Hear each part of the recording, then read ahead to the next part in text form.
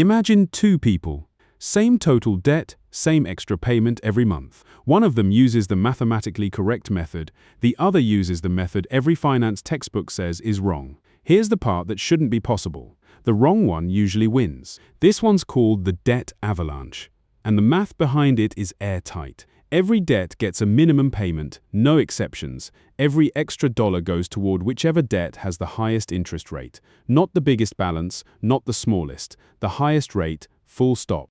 Here's why that's the objectively correct call. That 24% card is charging about $140 in interest every single month. The 8% card, at $500, is only costing about $3 a month. Every dollar sent toward card B instead of card A saves real, measurable money. Run the whole plan this way, and Avalanche saves the most total interest, guaranteed.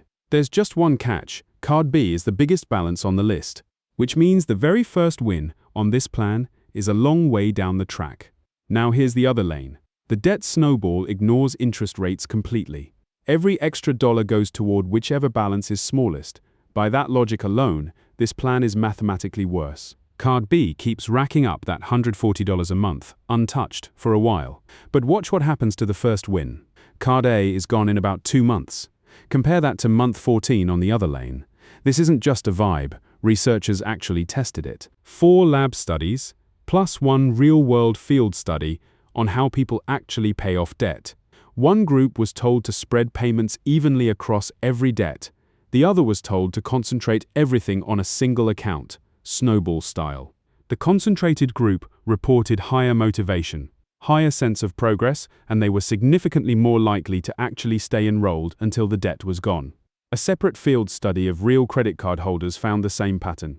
People who knocked out small balances first were more likely to eliminate their debt entirely. If digging past the popular advice into the actual research is your kind of thing, that's this whole channel. So why does watching one account hit zero matter this much? Harvard researcher Teresa Amabile calls it the progress principle. Of everything that keeps people engaged in hard, long-term work, visible progress on meaningful work beats almost everything else. A debt fully closed is progress you can actually see. A debt that's 40% smaller than it used to be is a lot harder to feel. So here's the uncomfortable twist in all of this. The mathematically perfect plan is also the easiest one to quit. And a plan you quit doesn't save anyone any interest at all. So let's be honest about the actual trade-off in real numbers. On this exact scenario, Avalanche saves roughly $600 in total interest. Snowball costs that $600 extra. But it also gets a debt fully erased 12 months sooner than the first win on the other plan. So the real question was never which method is smarter. It's which $600 are you actually buying, savings or certainty. I break down real trade-offs like this constantly. Stick around if that's useful. There's actually a third option that quietly beats both. Some advisors call it the hybrid method. Knock out 1 or 2 genuinely tiny balances first, Snowball style, for the early win. Then switch entirely to Avalanche for everything that's left. You keep almost all the psychological win.